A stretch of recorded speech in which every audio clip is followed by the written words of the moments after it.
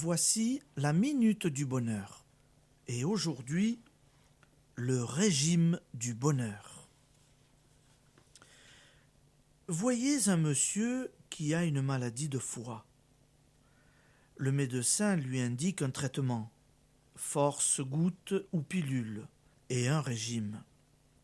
Le monsieur évite pendant quelque temps graisse, alcool, œufs, bref, tout ce qu'on interdit aux hépatiques. Mais il retombe dans l'abus des nourritures qui le tentent.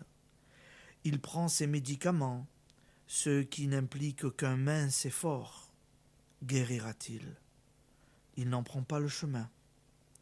De temps en temps, une crise lui rappellera qu'il devrait éviter les mets défendus, mais la gourmandise aura tôt fait de lui faire oublier ce qu'il se doit à lui-même.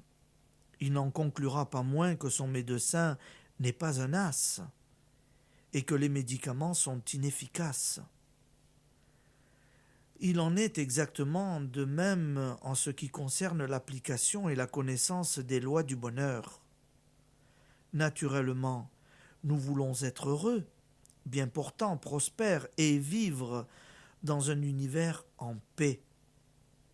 Nous nous mettons donc à appliquer les formules du succès et de la joie pour toutes les choses qui nous tiennent à cœur.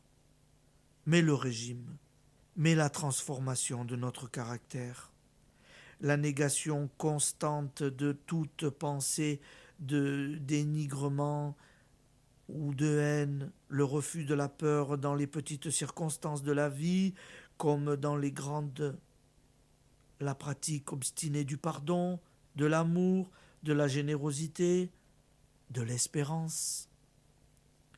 Il suffit d'un rien pour nous en faire dévier.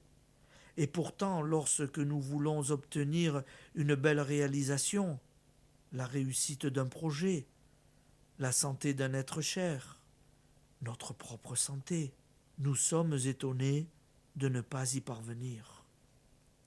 C'est qu'on a pris les médicaments, mais point suivi le régime. Et de même que l'hépatique blâmait son médecin, l'aspirant au bonheur accuse les lois d'être du blablabla.